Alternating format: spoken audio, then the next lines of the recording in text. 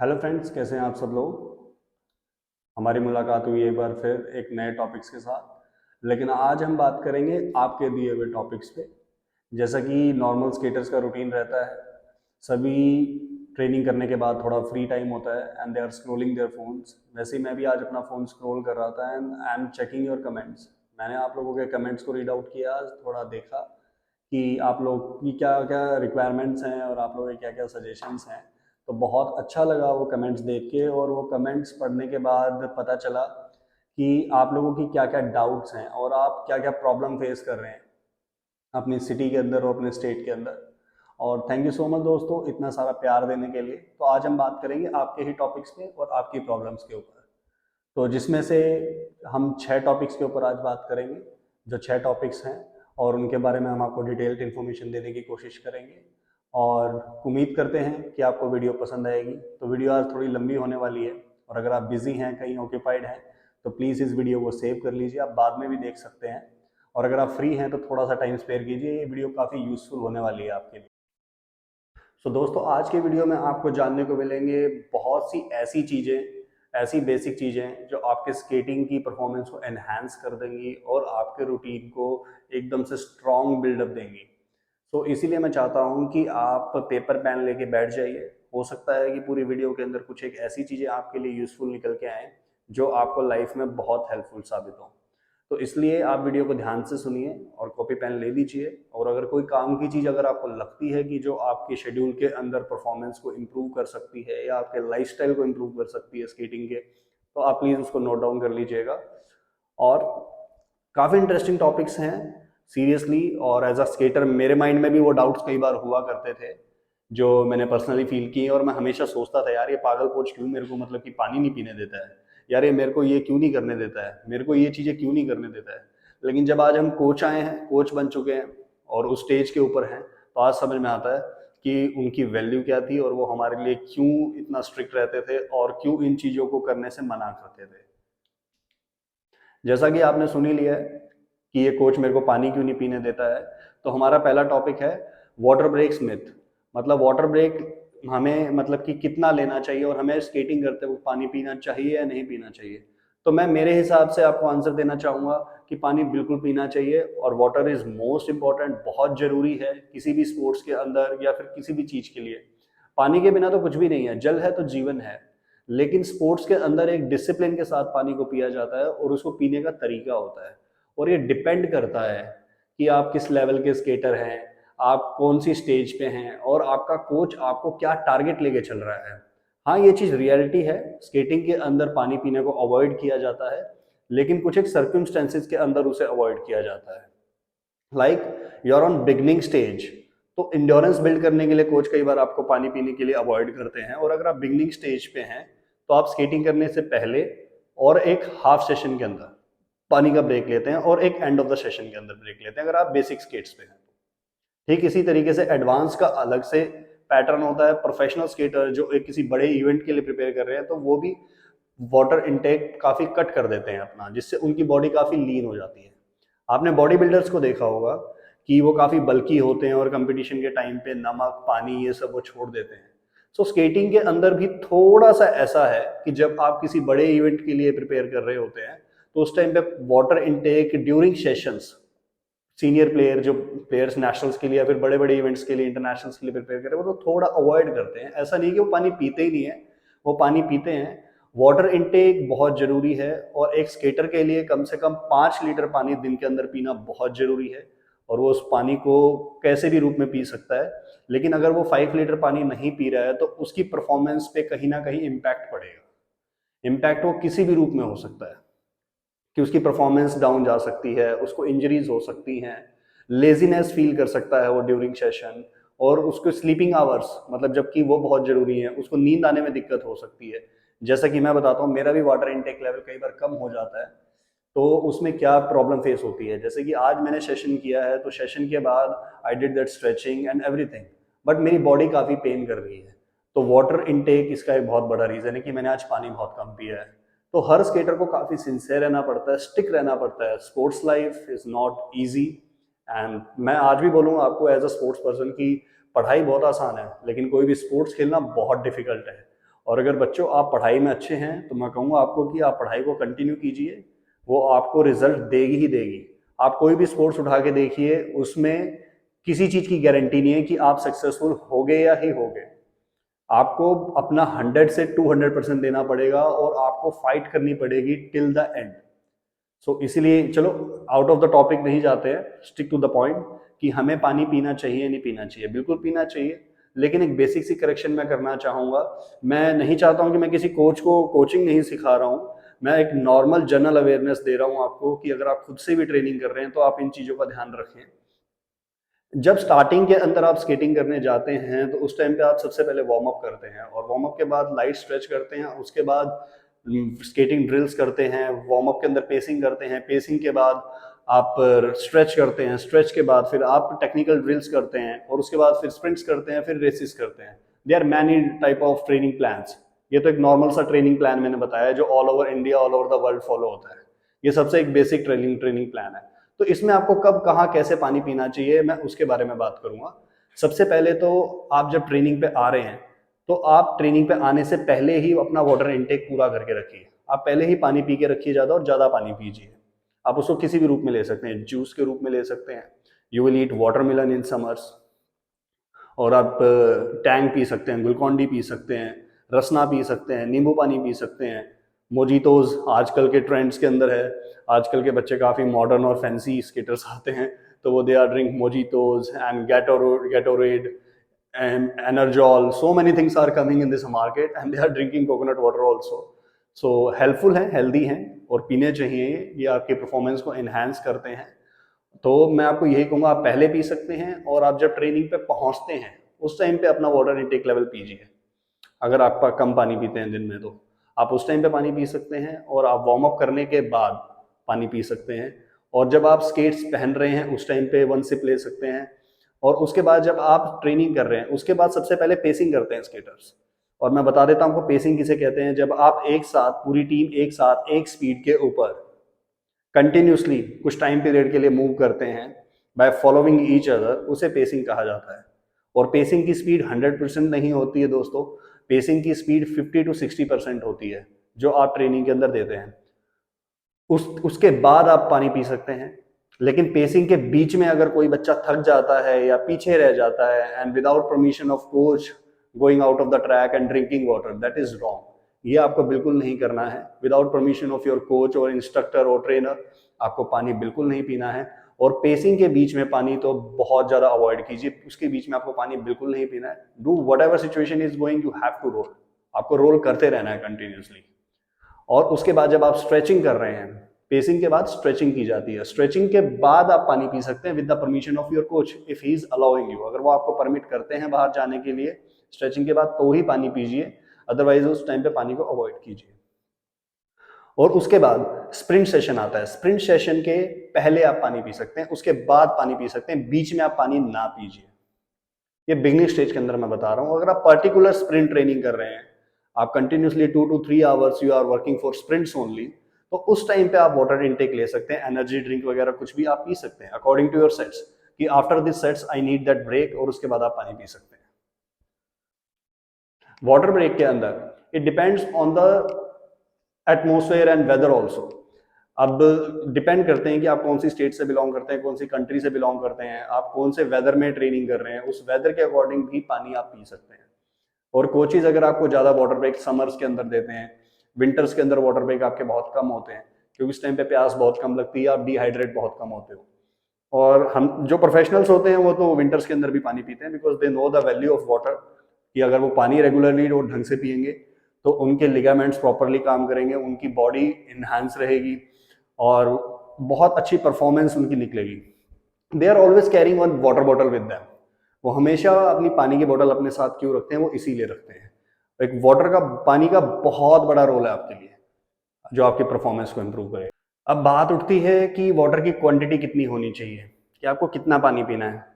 ऐसा बिल्कुल भी नहीं करना चाहिए कि अगर आपको वाटर ब्रेक मिला है और जब आप पानी पी रहे हैं तो आप कुछ एनर्जी ड्रिंक अच्छी लेके आ रहे हैं तो वो पूरी की पूरी एनर्जी ड्रिंक ही गटक जाए और एकदम से पी जाए। क्वांटिटी होती है 1 सिप, मतलब कि आपके मुंह के अंदर आपके होठ गीले हो जाएं और थोड़ा सा पानी अंदर रहे एंड यू कैन शेक। आप उस पानी को शेक कर पाए माउथ के अंदर और स्लोली स्लोली उसको नीचे लेके जाना है। आपको एकदम से वो पानी अंदर नहीं गटकना है, जो कि काफ़ी गलत हो सकता है। आपको टॉन्सिल्स हो सकते हैं, आपको गले की प्रॉब्लम हो सकती है, खांसी हो सकती है एकदम अगर आप ठंडा पानी पियेंगे तो। यस हाँ, ये भी एक बात है, ठंडा पानी पीना चाहिए, नॉर्मल पानी पीना चाहिए। आपको हमेशा नॉर्मल पानी पीना चाहिए और उसको एक एज अ मेडिसिन पीना चाहिए, एज अ मतलब टेस्ट नहीं पीना चाहिए कि मेरे को ठंडा पानी पसंद है, मैं नॉर्मल पानी नहीं पी सकता। जो छोटे बच्चे हैं जो जिद करते हैं पेरेंट्स को, वो इस बात को ध्यान से सुन लीजिए।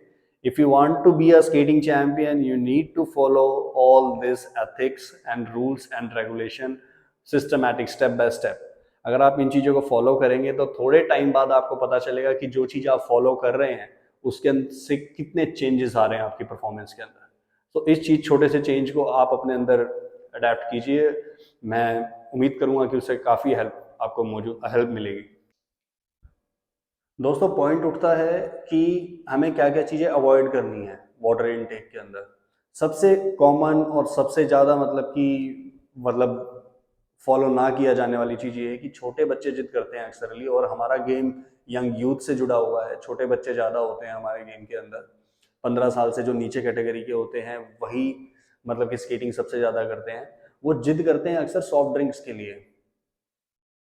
वो सॉफ्ट ड्रिंक्स पीते हैं और उनका बहुत बड़ा नुकसान उनको होता है, जो कि उनको आगे चल के पता चलता है ट्रेनिंग के अंदर। वो मतलब कि 100% दे रहे होते हैं अपना ट्रेनिंग के अंदर, और पेरेंट्स भी अपना 100% पुट ऑन दे रहे होते हैं, लेकिन वो इस चीज़ से अनजान होते हैं कि वो मतलब कि प्रॉब्लम कहाँ आ रही है, कि उनका बच्चा प्रॉपर टेक्निक्स को फॉलो क्यों नहीं कर पा रहा है, इतना जल्दी थक क्यों पा रहा है, नॉर्मल डिस्टेंस को भी वो पूरा कंप्लीट क्यों नहीं कर पा रहा है, और उससे पहले ही गिव अप क्यों कर रहा है। तो उसमें सॉफ्ट ड्रिंक्स और कोल्ड ड्रिंक्स ये सारी इंक्लूडेड हैं। अगर आप उन चीज़ों का सेवन कर रहे हैं और उस चीज़ को कंटिन्यूसली ले रहे हैं, या फिर मैरिज वगैरह के अंदर कम पी रहे हैं, ओकेजनली पी रहे हैं, लेकिन जब भी पी रहे हैं तो हाई इंटेंसिटी में पी रहे हैं, और it depends on that person to person. ये डिपेंड भी करता है कि हर बच्चे पे डिपेंड करता है कि वो उसको कौन सी चीज़ें सूट करती हैं। जीन्स पे भी बहुत चीज़ें होती हैं, लेकिन किसी का मतलब कि मैं आपको बताऊंगा कि कोलेस्ट्रॉल लेवल बहुत जल्दी इंक्रीज हो जाता है। तो उस चीज़ का भी आपको ध्यान रखना है। आपको एक प्रॉपर न्यूट्रिशन से गाइड लेनी चाहिए, इंस्ट्रक्शंस लेनी चाहिए, स्टेप बाय स्टेप एडवाइस लेनी चाहिए, क्योंकि स्केटिंग के अंदर फिटनेस इज वेरी इंपॉर्टेंट।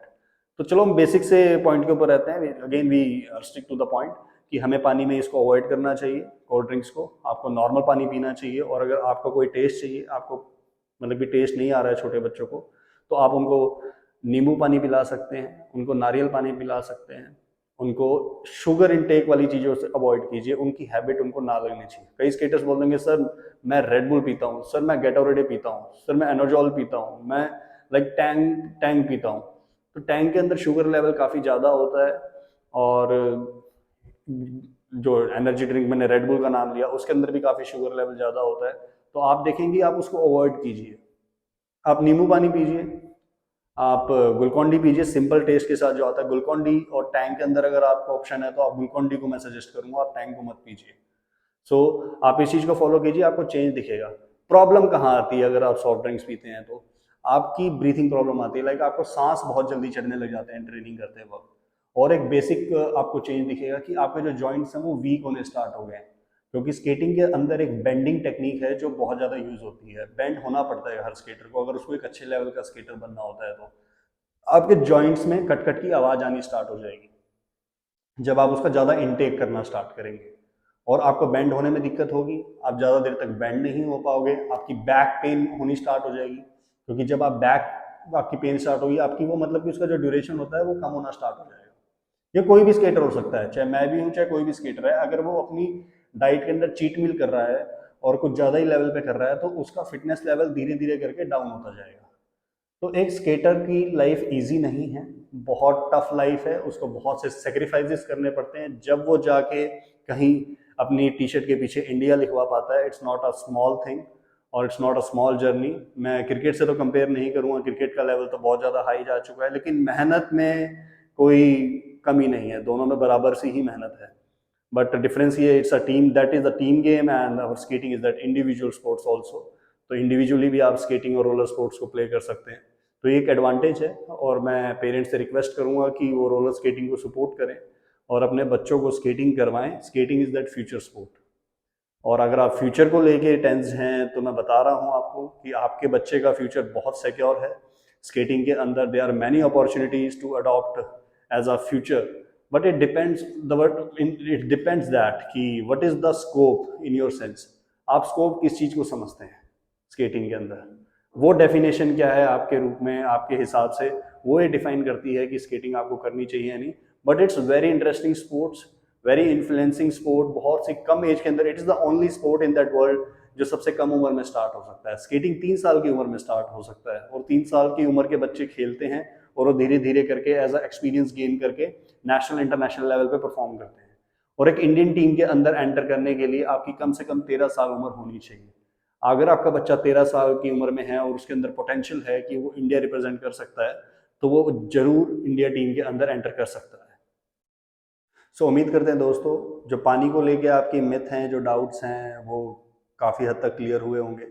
और अगर वीडियो आपको पसंद आ रही हो तो प्लीज़ सब्सक्राइब करना मत भूलिए, और अगर पसंद नहीं आ रही है तो बिंदास दोस्तों डिसलाइक करो, कमेंट करो और वीडियो बंद कर दो, हमें बिल्कुल भी बुरा नहीं लगेगा। लेकिन अगर आपको यूज़फुल लग रही है तो वीडियो में आगे तक बने रहिए। हम आगे और टॉपिक्स के ऊपर चर्चा कर रहे हैं। अगला टॉपिक हमारा है कि सर हमें ट्रेनिंग कितने घंटे करनी चाहिए to be a champion skater. हमें एक अच्छा स्केटर बनने के लिए कितने घंटे ट्रेनिंग करनी जरूरी है, तो हम इसके ऊपर बात करेंगे। और अगर आपने चैनल सब्सक्राइब नहीं किया है और आप वीडियो देख पा रहे हैं तो प्लीज़ सब्सक्राइब कर लीजिए। आपके छोटे से मोटिवेशन से, एक सब्सक्राइब से हमारा मन करता है आपको और अच्छी अच्छी नॉलेज देने का। तो दोस्तों please do subscribe our channel. तो चलिए अब वीडियो पे बात करते हैं कि हमें कितने घंटे ट्रेनिंग करनी चाहिए। तो ये डिपेंड करता है कि आप कौन से स्केटर हैं। 3 टाइप की कैटेगरी होती है दोस्तों। देखो, फर्स्ट होता है फिटनेस स्केटर, दूसरा होता है एडवांस लेवल स्केटर, तीसरा होता है प्रोफेशनल स्केटर्स। फिटनेस लेवल के जो स्केटर्स होते हैं उनको ज़्यादा मेहनत करने की ज़रूरत नहीं होती है। सुबह 1 घंटा और शाम को 1 घंटा उनके लिए प्रॉपरली सफिशिएंट है। और अगर वो रेगुलरिटी सबसे इंपॉर्टेंट है, आप कुछ किसी भी टाइप के स्केटर हो, अगर आपके अंदर रेगुलरिटी नहीं है उस चीज़ को लेके, तो आपकी स्केटिंग परफॉर्मेंस इंप्रूव नहीं हो पाएगी। आप स्किल डेवलप नहीं कर पाओगे अपने अंदर। हो सकता है कि आपकी फिटनेस इंप्रूव हो, लेकिन स्किल इंप्रूव करने के लिए आपको कांस्टेंट वर्कआउट करना जरूरी है। दूसरी बात आती है एडवांस स्केटर के लिए। एडवांस स्केटर वो होते हैं जो मतलब कि कभी कभार कंपटीशंस खेलते हैं और कभी कभार मतलब कि स्केटिंग पे जाते हैं off and off type, like they are main focus on that other sports and there are other things like studies, and they are doing other different sports, and they are participating in championships only. They are not coming regularly, तो they are advanced skater only, कि जो competition के time पे आते हैं। हमारे coaches की language में उनको बोलते हैं बरसाती मेंढक, जो कभी कभार ही ट्रैक पे नजर आते हैं। तो दे कॉल्ड एडवांस स्केटर्स। और उनका एम भी नहीं होता है आगे कुछ अचीव करने का या फिर कुछ जाने का, मतलब means like no expectations, lack of expectations होती है कई पेरेंट्स के अंदर और बच्चों के अंदर। The kids those have less dreams, उन्हें एडवांस स्केटर्स कहेंगे। उनको 2 घंटे सुबह और 2 घंटे शाम बहुत है। और अगर वो सिर्फ शाम को 2 घंटे कर रहे हैं तो भी उनके लिए सफिशिएंट है। They don't need to take other pain. और अब बात आती है प्रोफेशनल स्केटर्स की। प्रोफेशनल स्केटर्स को काफ़ी मेहनत करने की जरूरत पड़ती है, जो ट्रेनिंग आवर्स इंक्रीज हो जाते हैं, like 3 hours in the morning and 3 hours in the evening, they need to give time. और जैसे जैसे आपका लेवल ग्रो होता जाता है तो आपका हार्डवर्क भी इंक्रीज होता जाता है। आपको बहुत सारे सेक्रीफाइसेस करने पड़ते हैं, स्टडीज़ को भी कॉप अप करना पड़ता है, ट्रैवल भी करना पड़ता है, अपनी डाइट का, ट्रेनिंग का, फीस स्ट्रक्चर्स का, एक्सपेंसेस का। बिकॉज दोस्तों मैं आपको बता दूं, roller sports is so expensive sports. हमारा गेम बहुत महंगा तो है, थोड़ा नहीं, मैं बहुत महंगा कहूँगा इसको, क्योंकि एक लौता गेम ऐसा है जिसमें बार बार आपको खर्चा करना पड़ता है। हर तीसरे चौथे महीने कई बार आपको खर्चा करना पड़ जाता है। और ट्रेनिंग से ज़्यादा मतलब मैं कहूँगा आपको कि आपकी ट्रैवलिंग का खर्चा होता है, क्योंकि जो डिस्टेंस है, लेकिन धीरे धीरे करके आगे कम हो रहा है क्योंकि ये गेम बहुत तेज़ी से ग्रो कर रहा है इंडिया के अंदर। और ट्रैक्स हर स्टेट के अंदर ऑलमोस्ट डेवलप हो रहे हैं और धीरे धीरे करके हमें देखने को मिलेगा। हम उम्मीद करते हैं कि इंडिया के हर स्टेट के अंदर और हर डिस्ट्रिक्ट के अंदर बैंड ट्रैक्स हों, जो कि बच्चों के लिए काफ़ी ईजी रहेगा और ट्रैवलिंग में मतलब कि काफ़ी जो एक्सपेंसेस लगता है वो रिड्यूस हो जाएगा। दोस्तों ट्रेनिंग का मैं आपको बता रहा था कि ट्रेनिंग आपको कौन से टाइम में कौन से घंटे करनी चाहिए। इसमें एक क्वेश्चन ये भी आया था, एक कमेंट ये भी था कि सर ट्रेनिंग के अंदर हमें कौन सा टाइम सुटेबल है, हमें कौन से टाइम पे ट्रेनिंग करनी चाहिए जिसमें हमारे अंदर बेटर रिजल्ट्स आते हैं। मैं आपको यही कहूँगा, गधों की तरह भागने की जरूरत नहीं है। Train smart, don't be so stupid, don't be so decent. And जरूरी नहीं है कि आप बिल्कुल शरीफ बन के रहो। You are paying something and you are investing for your sport. It's important, choose right coach. ये बहुत जरूरी है कि आप सही कोच के पास ट्रेनिंग करें और आप कोच के साथ कभी भी बहस ना करें। और अगर आप इन्वेस्ट कर रहे हैं तो आपको स्टडी करना उसके ऊपर बहुत जरूरी है। आप ये सबसे पहले जरूर कंफर्म करिए कि आपके कोच ने कभी स्केट्स पहने हैं या नहीं पहने हैं। और अगर आपको इस चीज़ से फ़र्क नहीं पड़ता है तो दोस्तों बहुत डिफिकल्ट है आपके लिए स्केटिंग चैंपियन बनना। क्योंकि जो कभी चैंपियन रहा है वही आपको चैंपियन बना सकता है, ना कि वो कोच जो कभी चैंपियन नहीं रहा। आप 1 घंटा दे रहे हैं, 2 घंटा दे रहे हैं, 3 घंटे दे रहे हैं, हो सकता है 5-6 घंटे दे रहे हो, पूरा दिन ही स्केटिंग कर रहे हो, तो इसका मतलब ये जरूरी नहीं है कि आप चैंपियन बन जाएंगे, आपके मेडल्स आ जाएंगे, आप ओलंपिक के लिए सेलेक्ट हो जाएंगे। हाँ, एक क्वेरी और थी, किसी एक बच्चे ने मेरे से पूछा था कि सर स्केटिंग ओलंपिक्स में है क्या? Yes, skating is in Olympics. और skating is the only sports जो समर ओलंपिक और विंटर ओलंपिक्स दोनों में है। आप में से कुछ लोग ऐसे भी होंगे जिनको यही नहीं पता है कि विंटर ओलंपिक्स भी होते हैं क्या। तो मैं आपको बता दूं, 2 टाइप के ओलंपिक्स होते हैं, summer Olympics and winter Olympics. Summer Olympics summer के अंदर होते हैं, विंटर ओलंपिक्स विंटर के अंदर होते हैं। और जो बर्फ के ऊपर खेले जाते हैं विंटर ओलंपिक्स वो होते हैं। एंड समर ओलंपिक्स तो आपको पता ही है, जो नॉर्मली आप लोग जिनके बारे में बात करते हैं। तो skating is the only sport जो दोनों ही विंटर ओलंपिक्स के अंदर है। विंटर ओलंपिक्स के अंदर आइस स्केटिंग के इवेंट्स हैं और समर ओलंपिक के अंदर रोलर स्पोर्ट्स वाले इवेंट्स हैं। दोस्तों, अगर वीडियो के अंदर कोई भी चीज़ अगर आपको समझ में नहीं आ रही है या फिर आपको लैंग्वेज का इशू है, कुछ भी है, तो आप मेरे को कमेंट सेक्शन में बता सकते हैं। मैं पर्सनली आपको वो चीज़ एक्सप्लेन कर सकता हूँ। I leave my contact number there और आप मेरे से पर्सनली फ़ोन पे भी बात कर सकते हैं, क्योंकि डाउट क्लियर होना बहुत ज़रूरी है। और अगर आप किसी चीज़ में जा रहे हैं, जैसे कि मैंने बताया, और गेम इज़ वेरी एक्सपेंसिव, बहुत ही महंगा खेल है रोलर स्केटिंग, तो आप सही नॉलेज जरूर लीजिए। हो सकता है आप अपने एक्सपेंसेस को थोड़ा सा रिड्यूस कर पाएँ वीडियोस के सहारे। सो दोस्तों, मेरे को आप कभी भी कमेंट सेक्शन में बताइए। तो अब हम आगे चलते हैं वीडियो के अंदर कि ट्रेनिंग आवर्स के बारे में, कौन सा ट्रेनिंग टाइम बेटर रहता है ट्रेन करने के लिए, जिससे परफॉर्मेंस सबसे ज़्यादा बेटर होती है। सो मेरे हिसाब से मॉर्निंग बैच जो आप अटेंड करते हैं, रोड स्केटिंग जनरली की जाती है मॉर्निंग के अंदर, और it's not important, track training भी होती है मॉर्निंग के अंदर। और तो मॉर्निंग ट्रेनिंग बैच मेरे हिसाब से बेस्ट रहता है। आपको मॉर्निंग बैच कभी भी स्किप नहीं करना चाहिए। आप इवनिंग बैच आप स्किप कर सकते हो if you want to be a professional skater, but evening batch के बाद के अलावा आप मॉर्निंग बैच जरूर अटेंड कीजिए। और अगर आप दोनों बैच अटेंड कर रहे हैं तो ये तो बहुत ही अच्छी बात है। बहुत एडवांटेज आपको इसका आगे मिलता है, ट्रेनिंग के अंदर भी और परफॉर्मेंस के अंदर भी और आगे चैंपियनशिप में जाके भी।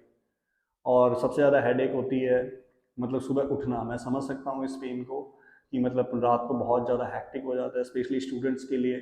College students they can manage, जो कॉलेज पास आउट हो चुके हैं and they are doing skating, they can manage the things, उनको पता है उस लेवल पे जाने के बाद। लेकिन स्टूडेंट्स के लिए स्पेशली थोड़ा प्रेशर रहता है ट्रेनिंग को लेके कि एग्ज़ाम्स हैं, उनका वर्किंग आवर्स थोड़ा ज़्यादा होता है। सो मैं यही बताऊंगा कि लेट नाइट आप ज़्यादा मत जागिए और एक मैनेजमेंट बनाइए, एक शेड्यूल बनाइए। Take the help of your seniors and your parents and your coach also.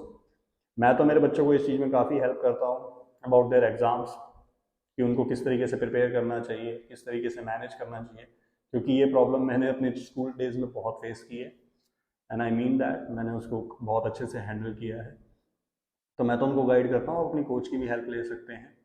तो एक प्रॉपर मैनेजमेंट आपको आगे पहुंचाएगी उस चीज़ के लिए। लेकिन अर्ली मॉर्निंग आपको उठना चाहिए, 3 o'clock 2 o'clock। मैंने बहुत से ऐसे प्लेयर्स देखे हैं इंडिया के अंदर जो मेरे साथ ट्रेनिंग कर चुके हैं कि वो लाइक दिल्ली के अंदर स्पेशली जो अर्ली मॉर्निंग उठते हैं और they are travelling for 1 hour to 2 hour for their training. 2 घंटे लगते हैं उनको ट्रेनिंग करने के लिए, 1.5 घंटा लगता है, किसी को 1 घंटा लगता है, और फिर वो जाके ट्रेनिंग करते हैं और फिर वापस रिटर्न करते हैं। आने जाने की उनकी जर्नी 3 घंटे की हो जाती है। And few of skaters from Haryana also they are traveling to Delhi daily every morning। तो आप सोच सकते हैं कि कितनी डेडिकेशन है, कितना मतलब कि करेज है गेम को लेके। और आज जब आप recently, congratulation to all the skaters parents and well wishers those are watching us, जो हमें देख पा रहे हैं, जो भी पेरेंट्स बच्चे और हमारे सब्सक्राइबर्स, मैं उनको बधाई देना चाहूँगा कि अभी रिसेंटली जो एशियन गेम्स कंप्लीट हुए हैं चाइना के अंदर, वहाँ में रोलर स्केटिंग के अंदर रिले रेस के अंदर दोनों बॉयज़ और मेंस टीम को ब्रॉन्ज मेडल मिला है। So congratulations to us. So step by step we are touching the podium और बहुत अच्छा स्कोप और फ्यूचर है। It's a future sport. मैं एक बार फिर आपको कहना चाहूँगा कि डोंट लीव दैट स्केटिंग। आप स्केटिंग पर अपने बच्चों को भेजिए, आने वाले टाइम में they will create the history. आज की वीडियो को थोड़ा लंबा बनाने का मेरा एक मोटो ये भी है कि मैं ये बेसिक चीज़ें बच्चों तक पहुंचाना चाहता हूँ, पेरेंट्स तक पहुंचाना चाहता हूँ, स्केटर्स तक पहुंचाना चाहता हूँ। अगर वो इन चीज़ों को खुद से इम्प्रूव करना स्टार्ट कर जाएं तो कोचेज़ को काफ़ी हेल्प होगी। बच्चे डेडिकेशन के साथ अपनी मेहनत करेंगे और अपने एम को अचीव करने के लिए हार्ड वर्क करते रहेंगे, क्योंकि कोच के लिए काफ़ी मुश्किल हो जाता है एक एक बच्चे को समझाना, एक एक बच्चे को मोटिवेट करना, एक एक बच्चे को सही तरीके से गाइड करना कि बेटा ये आपके लिए फ़ायदेमंद है, ये चीज़ें नहीं है। क्योंकि कहीं ना कहीं बच्चों को, पेरेंट्स को, गार्जियन को लगता है कि पता नहीं इसमें इसका हिडन कोई बेनिफिट होगा, कि ये जो कोच गाइड कर रहा है कि बेटा ये मत करो वो मत करो। ऐसा नहीं है।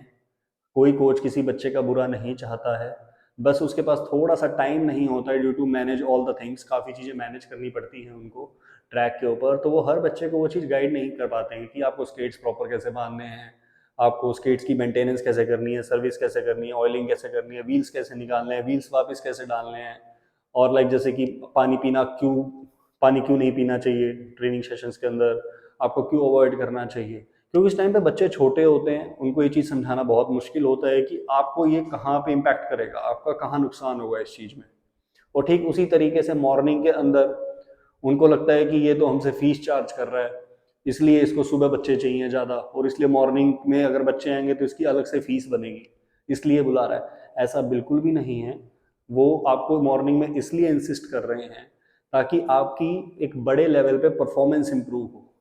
क्योंकि मॉर्निंग के अंदर हर कोच रोड इसीलिए करवाता है क्योंकि आपकी स्ट्रेंथ बिल्डिंग होती है रोड स्केटिंग करने से, और एक प्योर स्टेमिना बिल्ड होता है, और आपकी टेक्निक्स बहुत ज़्यादा इंप्रूव होती हैं, क्योंकि उस टाइम पे आपका माइंड बिल्कुल फ्रेश होता है, आपकी मसल्स रिलैक्स्ड होती हैं, रिकवर्ड होती हैं, और आपके माइंड में कोई प्रेशर नहीं होता है कि होमवर्क आज मिला है, होमवर्क करना है, टीचर क्या बोलेगी क्या नहीं।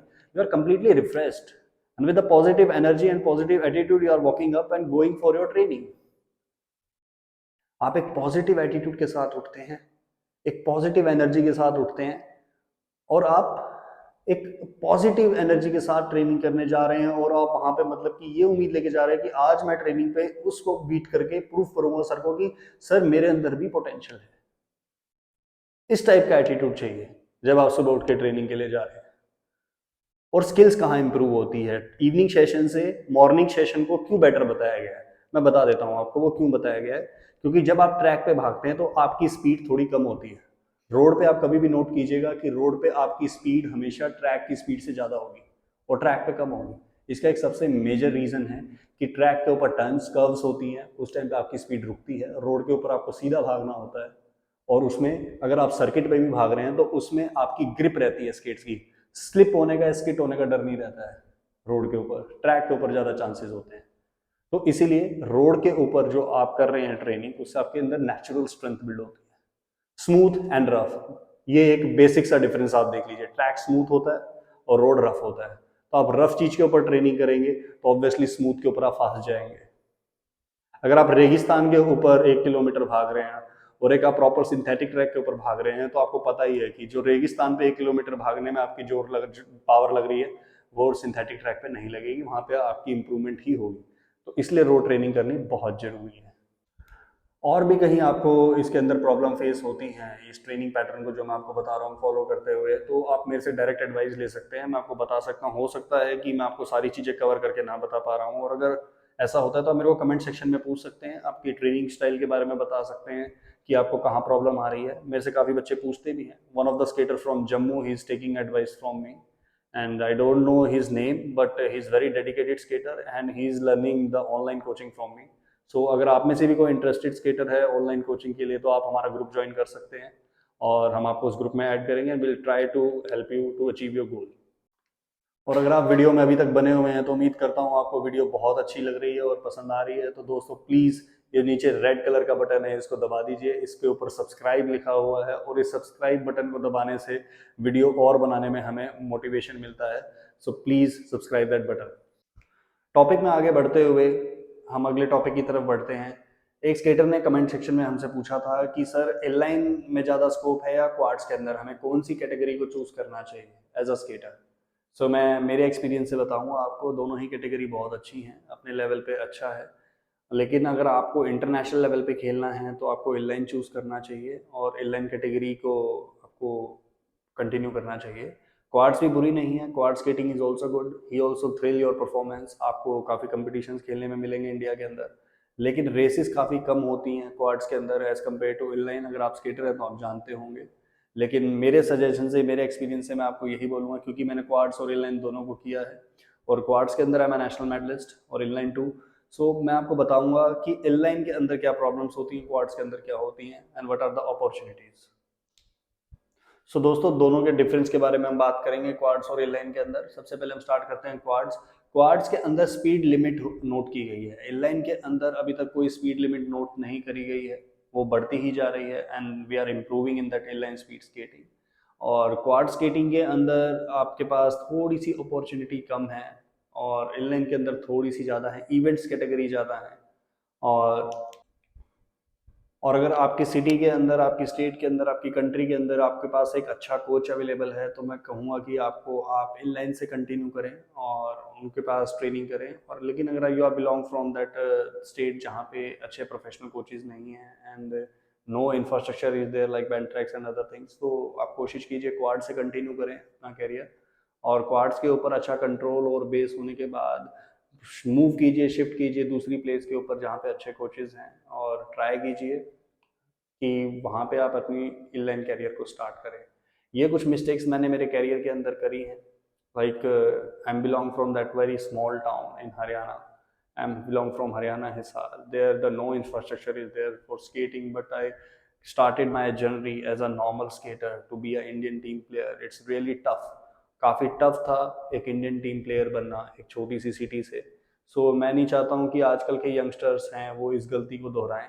और अगर आपके अंदर सही में जुनून है बड़े लेवल तक जाने का, इंडिया टीम को रिप्रेजेंट करने का, तो आप सही तरीके से स्टार्ट करें।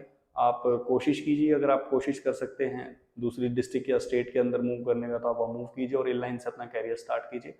Otherwise squad is also not bad, quad भी बुरा नहीं है, क्वाड के अंदर भी आपको नेशनल खेलने को मिलता है। और जब आप एक नेशनल प्लेयर बनते हैं, तो जो नेशनल प्लेयर्स मेरी वीडियो देख रहे हैं उनको पता है कि नेशनल लेवल पे जाने के बाद उनको किस लेवल की नॉलेज हो जाती है, और वो ट्रेनिंग के किस तरीके से कर सकते हैं, और ट्रेनिंग में क्या क्या चीज़ों की ज़रूरत होती है। सो ये वीडियो उनके लिए नहीं है। So if they are watching my video, thanks for your love. बहुत अच्छा लग रहा है अगर आप मेरे चैनल को देख रहे हैं, तो thanks for your support and please subscribe my channel champions. And it's better कि you will do the training with the correct guidance. और सबसे बड़ी बात इस चीज़ के अंदर मायने रखती है कि प्राइसिंग। क्वाड स्केट थोड़े चीपेस्ट रहते हैं, थोड़े सस्ते रहते हैं इनलाइन स्केट से। और कई बार ये भी रीज़न होता है कि स्केटर काफ़ी अच्छा होता है, उसकी परफॉर्मेंस काफ़ी अच्छी होती है, but financially things are not allowing him, वो उसको अलाउ नहीं करती है इनलाइन स्केट्स खरीदने के लिए। बट वो स्केटिंग भी नहीं छोड़ना चाहता है, और स्केटिंग कंटिन्यू भी करना चाहता है, और वो चैंपियन भी बनना चाहता है। तो ऐसी सिचुएशन के अंदर उसको स्केटिंग छोड़नी नहीं चाहिए, उसको क्वाड्स ही करते रहना चाहिए। और जैसे ही कोई सेविंग्स होती है या फिर कुछ भी अरेंजमेंट होता है, द रिसोर्सेज विल कम, उस टाइम पे उसको शिफ्ट करना चाहिए इनलाइन के ऊपर। और काफ़ी प्लेयर्स ने ऐसा किया है, और उन्होंने काफ़ी बूम किया है इंडियन स्केटिंग हिस्ट्री के अंदर। और अगर आप चाहेंगे तो मैं दो चार नाम भी आपको बता सकता हूँ, बिकॉज आई डोंट, बट मैं नहीं चाहूँगा उनके नाम लेना। लेकिन क्योंकि कहीं ना कहीं उनको ये चीज़ अच्छी नहीं लगी कि, चलो छोड़िए, ऐसी इस बात को तो आप इग्नोर कीजिए थोड़ा। तो हम बात कर रहे थे कि आपको क्वाड्स कंटिन्यू करनी चाहिए नहीं, आप कंटिन्यू कर सकते हैं, it's a good scope in quads. आप क्वाड्स करते करते, क्वाड्स के काफ़ी सारे रोलर स्केटिंग के अंदर इवेंट्स हैं, आप उनको कंटिन्यू कर सकते हैं आगे, if you are not comfortable on inline. ऐसा भी कई बार हुआ है दोस्तों, लोगों ने इनलाइन स्टार्ट की है और उन्होंने बाद में फिर क्वाड्स पे शिफ्ट किया है। Some skaters are born for quad skating and some skaters are born for inline only. So ये रियलिटी है, ये कड़वा सच है। एज अ कोच मेरे को बोलना नहीं चाहिए, बट लेकिन मैं सच्चाई बताना चाहूँगा आपको ये, क्योंकि ये चीज़ क्लियर होनी चाहिए। क्योंकि कई बार कंफ्यूजन में होते हैं कई प्लेयर्स कि मेरे को इनलाइन पे ही रहना चाहिए क्या, मेरे को इनलाइन छोड़ के क्वाड्स पे आ जाना चाहिए क्या, या फिर मैं क्वाड्स ही करता रहूँगा तो क्या मैं इंडिया खेलूँगा। ऐसा भी तो हो सकता है कि आप जो चीज़ कर रहे हो उसके अंदर आप अपना नाम कर सकते हो, आप फेम कर सकते हो, अपने आप को इस्टेब्लिश कर सकते हो। तो जिस चीज़ में आप बेस्ट हो, आपको वही चीज़ करनी चाहिए। ना कि वो चीज़ कि जो आपका फ्रेंड कर रहा है या फिर आपका कोई कॉम्पिटिटर कर रहा है। आपको किसी से कंपेयर नहीं करना है, अपनी एक्चुअल स्ट्रेंथ के ऊपर काम करना है, जिस चीज़ में आप बेस्ट हो, और which thing you are made for that. All the best. इसी के साथ हम आते हैं अपने आखिरी क्वेश्चन के ऊपर, जो हमारे सब्सक्राइबर्स ने हमसे पूछा है, और काफ़ी मतलब कि सीरियस क्वेश्चन है। इस बात का जवाब शायद मैं ना दे पाऊँ आपको, लेकिन मैं फिर भी कोशिश करता हूँ इस बात का जवाब देने की। द क्वेश्चन इज़ दैट कि सर, आप सभी स्केटर्स जितने भी हैं, आप लेट मैरिज क्यों करते हैं? तो इस बात का जवाब तो मेरे पास नहीं है। मेरे से काफ़ी सीनियर लेजेंडरी स्केटर्स हैं और जो अभी तक बैचलर हैं, सो वी हैव टाइम, और इसका जवाब वही आपको बेटर दे पाएंगे। And obviously if you love that skating like cricket also, we also have a legendary skaters, आपको उन्हें फॉलो करना चाहिए उनके अकाउंट्स पे। They are really class skaters like that, cricketers also same like that. they are also doing that hard work and they devote their the whole life in skating. So उनमें से मैं कुछ skaters के नाम आपको बताना चाहूँगा, आप उनको फॉलो कर सकते हैं। Those are the bachelor now, और जिनमें से the most awaited bachelor is that Nikhilesh Tabane, the fastest skater of India, and Mr Prateek Raja from Karnataka, and the other skater is Yashraj Anand Pawar from Nagpur, and many more are there. आप इनको follow कर सकते हैं, और इनका जवाब, जो क्वेश्चन आपने मुझसे पूछा है, सो मैं दोस्त भाई आपको ये बताऊंगा कि आप इनसे पूछिए। They are the senior most skater, ये मेरे से काफ़ी सीनियर हैं, मेरे बड़े भाई हैं सभी, और इनका जवाब ये बेटर आपको दे पाएंगे।